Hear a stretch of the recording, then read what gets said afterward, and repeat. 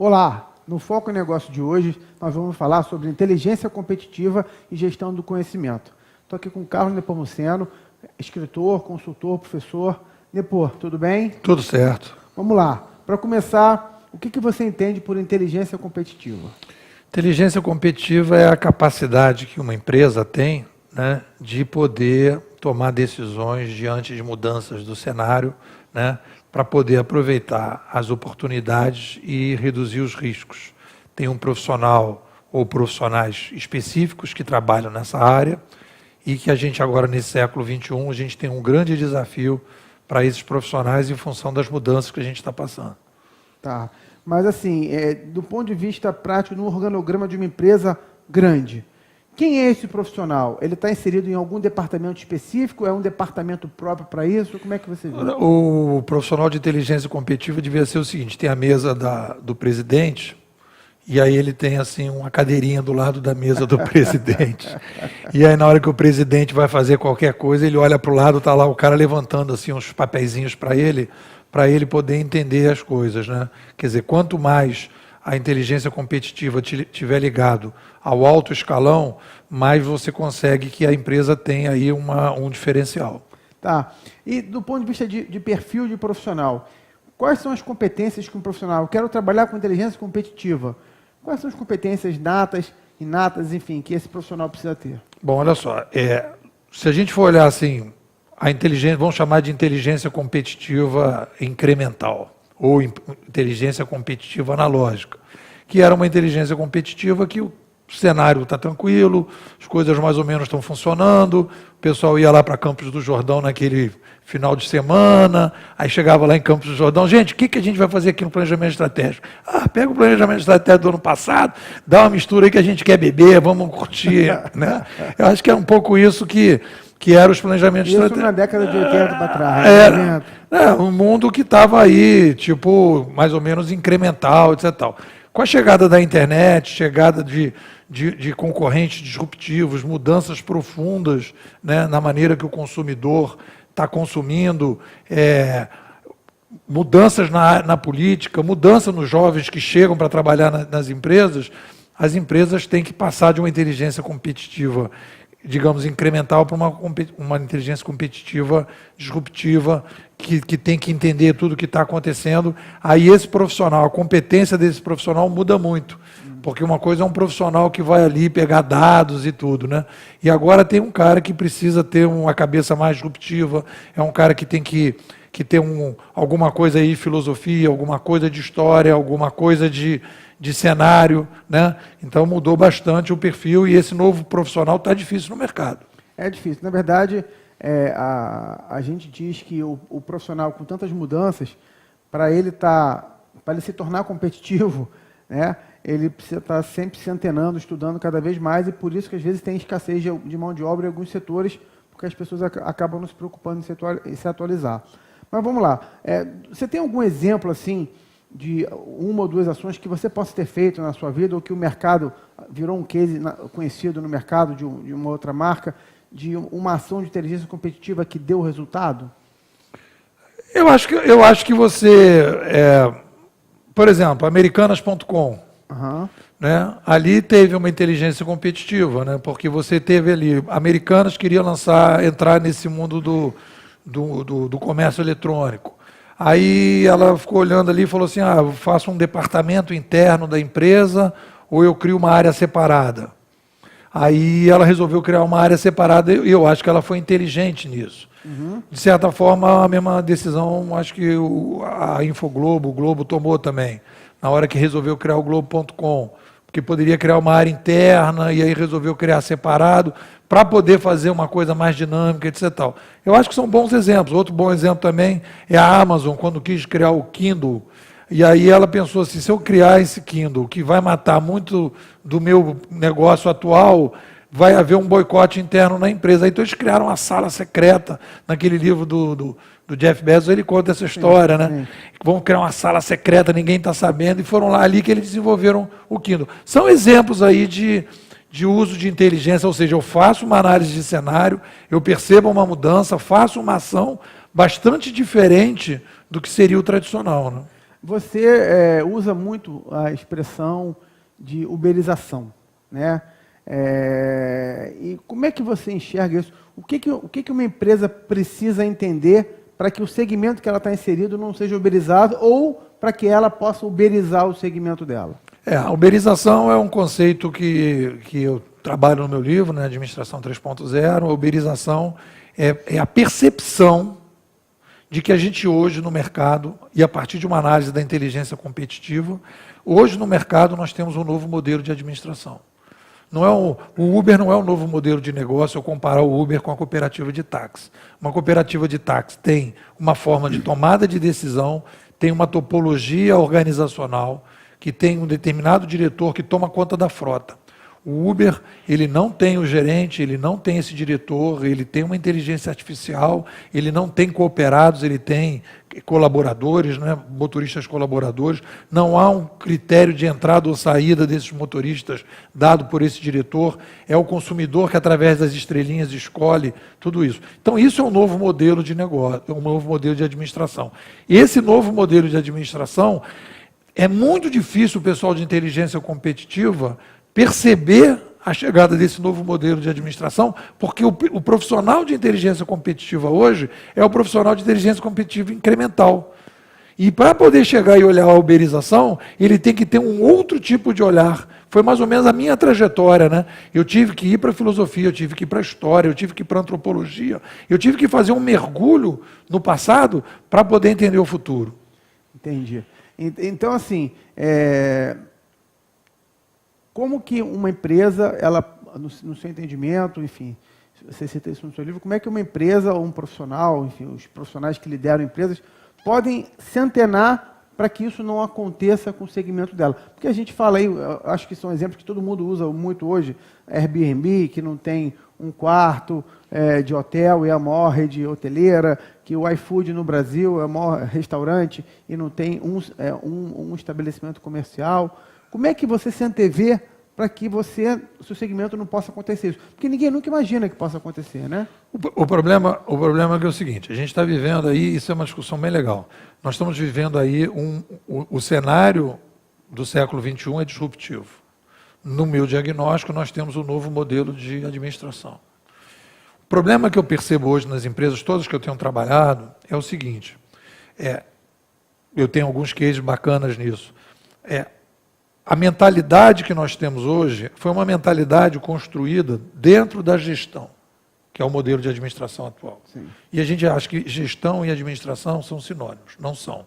Gestão é o modelo de administração que foi compatível com as ferramentas de mídia que a gente tinha no passado. Uhum. Quando a gente vem para o futuro e a gente cria um novo ambiente de informação e comunicação, que é o caso, por exemplo, do Uber, nós construímos um novo modelo que eu chamo de curadoria. Então, qual é a crise que a gente tem hoje? O tempo de uma mudança de mentalidade da gestão para a curadoria é um tempo longo, que tem que começar a fazer o processo de capacitação bem antes da uberização. O que matou essas empresas todas que viram o mercado uberizado? Não foi, porque tem um livro do nosso amigo David Rogers, que ele fala sobre disrupção. O que ele diz que é disrupção? Que chama transformação digital. Ele diz que disrupção é a incapacidade do concorrente atual fazer o mesmo negócio do concorrente que está trazendo a disrupção. Aí quando você pensa, você fala assim, pô, mas que besteira. Se o cara lançar uma tecnologia, eu lanço a mesma tecnologia, eu faço a reengenharia. Se eu lançar, então você... teoricamente, se você copiar o cara, você vai conseguir chegar no cara. Sim. Aí quando ele fala, mas a disrupção é quando você não consegue, então existe alguma coisa que impede você de imitar o cidadão. Qual é a crise que nós temos hoje? O cara lança um Uber e a cooperativa de táxi não entende aquilo. A TV Globo não entende o YouTube. Ela continua achando que ela é uma empresa de produtora de conteúdo e o YouTube é uma empresa que não tem produção de conteúdo. E está ganhando dinheiro que, teoricamente, a Globo deveria ganhar. Então, ela não consegue sair da mentalidade atual dela. E aí, a partir daí... Então, quer dizer, na verdade, o que você enxerga é a dificuldade do entendimento. E, assim, uma das pessoas que eu admiro muito, até pelo movimento filantrópico que ele tem, que é o Bill Gates, ele custou acreditar na web. Ele teve para comprar o Google e achou muito caro o Google na época e hoje está colhendo os frutos negativos disso aí. Ou seja, se o cara mais rico do mundo, ele eventualmente não consegue acreditar no cenário, isso pode ser que seja muito comum em outros segmentos com outros líderes, não é isso? Dizem que os índios, quando viram as caravelas, não entendiam o que eram as caravelas, né? Porque era uma coisa muito diferente. E eu acho que essa que é a crise contemporânea das organizações. Nós temos hoje um futuro, um século disruptivo, e as organizações foram todas preparadas para viver num ambiente incremental. Então, você pega uma empresa grande, o que ela faz? Ela percebe uma oportunidade de serviço e produto, cria padrões de produtividade, cria padrões, cria normas, profissionalismo, e funciona tudo direitinho, bababá. Então, ela aprende a repetir. Então, esse é o modelo que a gente foi educado, foi o modelo que funciona e que as pessoas dizem, é isso que é uma empresa. Só que num cenário disruptivo que a gente está entrando, a gente tem um novo modelo de administração. Esse novo modelo de administração, e além de todo o ambiente novo de trocas horizontais, de rápidas trocas, você aumentou a taxa de inovação. Então, essa organização tradicional, ela está com alto risco e com baixa capacidade de aproveitar as oportunidades. Aí você vai me perguntar, qual é a grande mudança que tem que ser feita? De mentalidade. Sim. Aí o cara fala, então eu quero tomar uma injeção de mudança de mentalidade. Eu quero tomar um banho de mudança de mentalidade. Eu quero ir para um lugar para fazer mudança de mentalidade. Aí ele quer passar 2 dias lá e vai mudar a mentalidade. Aí que está o problema. Mudança de mentalidade, no nível que a gente está falando, é um processo longo. Um case que eu tenho que é bem interessante, eu fiquei 3 anos trabalhando na Prefeitura do Rio. E aí comecei a criar lá um grupo que a gente chamou de Tropa de Elite, que a gente discutia curadoria o tempo todo. Chamamos todas as empresas de curadoria que estavam bombando no Brasil para falar para o pessoal. E a galera de dentro da prefeitura falava, o que esses caras estão fazendo aí? É uma perda de tempo isso, cadê o resultado? Pá, pá, pá. Beleza. Quando chegou na Olimpíada, pediram uma coisa de curadoria uberizada. Puf, a galera foi lá e fez. Precisou fazer um aplicativo agora dos táxis e tal, a galera foi lá e fez. Por quê? Porque fez o processo de mudança de mentalidade progressivamente, né? Anterior. Sim. Na hora que precisou, já tinha. Mas aí o que acontece? As pessoas acham que é perda de tempo, que aquilo não tem nada a ver, porque não conseguem enxergar as caravelas. A verdadeira mudança. Quer dizer, se uberizar o mercado hoje, rapidamente, numa determinada organização, essa organização não vai conseguir se uberizar, porque ela vai querer imitar tudo da outra, mas ela não vai conseguir enxergar o que tem que mudar. Perfeito. Então, na verdade, é um processo de aprendizado que você vai se capacitando para isso, para quando, se em determinado momento você precisar fazer uso disso, você já tem todo um background para poder usar. E que, eventualmente, e um outro fator que você está dizendo aqui é que, eventualmente, as empresas criam miopias, demoram a acreditar que aquele novo modelo possa dar certo. E o grande problema é que uma adesão hoje, ela pode viralizar em uma semana, você tornar um novo produto extremamente vencedor, competitivo, inovador, sem que você sequer tenha se preparado para isso. Perfeito. E aí, entrando no âmbito da gestão do conhecimento, como é que você define gestão do conhecimento hoje nas organizações? Gestão de conhecimento, eu dou aula já há bastante tempo no curso de gestão de conhecimento. Já tenho feito bastante discussão sobre isso. Gestão de conhecimento é uma metodologia.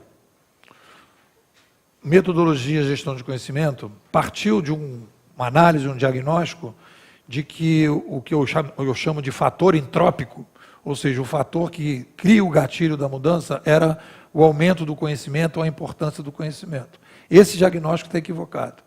Então, eu tenho um diagnóstico equivocado e eu tenho uma metodologia equivocada. Né? Então, quando a gente começa a trabalhar com gestão de conhecimento, eu sugiro gestão de conhecimento para o século XXI, ou gestão de conhecimento 3.0, para aproveitar o know-how das pessoas, para aproveitar as pessoas, né?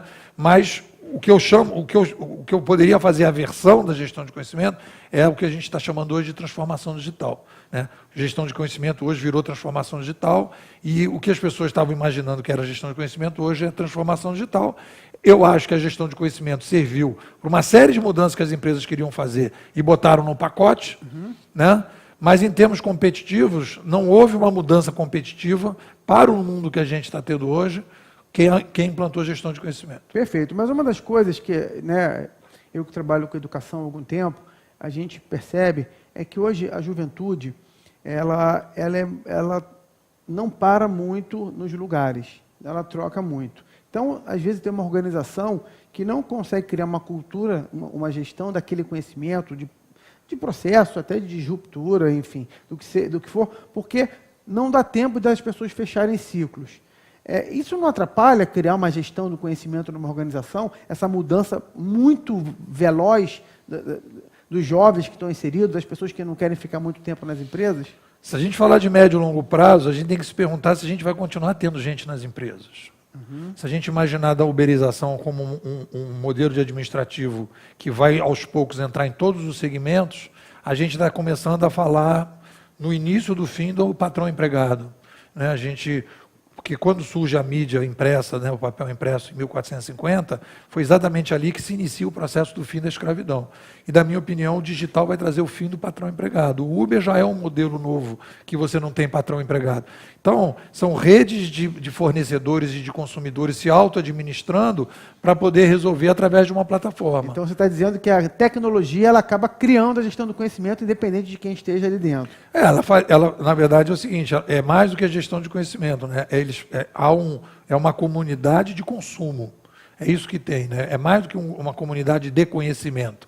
É uma comunidade de consumo. Você consome.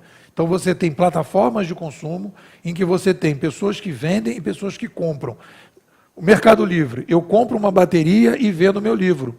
Né? Então eu sou comprador e fornecedor. Isso é uma coisa que cada vez vai ser mais comum, você comprar e vender dentro dessas plataformas. Então você vai ter a plataforma que você compra uma coisa, vende outra, compra uma coisa, vende outra. Você é avaliado como comprador e você é avaliado como vendedor. Então a gente tem que, se a gente projetar, é porque a gente está pensando nessas organizações como elas são hoje. Mas se a gente projetar, cada vez mais a gente vai ter um processo uberizado aí das organizações. Como um todo. Mas aí que está, a gente fala, o nosso público que nos assiste tem muito jovem, mas também tem muitas pessoas sênior, até porque o nosso corpo docente são muitos executivos sêniores. Essa disruptura, ela é capaz de ser feita, é mais fácil ela ser feita por uma pessoa jovem ou uma pessoa que já está na casa dos 50, como a gente, ele consegue entender esse processo. É mais difícil? Como é que você enxerga isso? Fabrício, essa pergunta é maravilhosa. E eu vou responder para você o seguinte: depende da placa-mãe. Não tem nada a ver com idade. Tá certo. Sabe por que não tem a ver com idade? Eu dou aula para os inquietos. Quem vai fazer a mudança são os inquietos.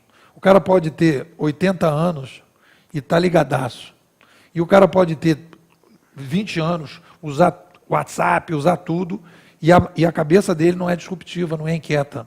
Entendeu? Então, a inquietude, eu imagino, é uma espécie assim de oxigênio que a gente tem no cérebro, que a pessoa tem um espaço de oxigênio no cérebro, como se ele tivesse uma memória RAM maior. Então ele consegue, independente do HD, independente de tudo que tem, ele consegue ter uma área em que ele consegue operar determinadas coisas com mais fôlego, com mais espaço, com mais ar. Essas pessoas são as mais disruptivas.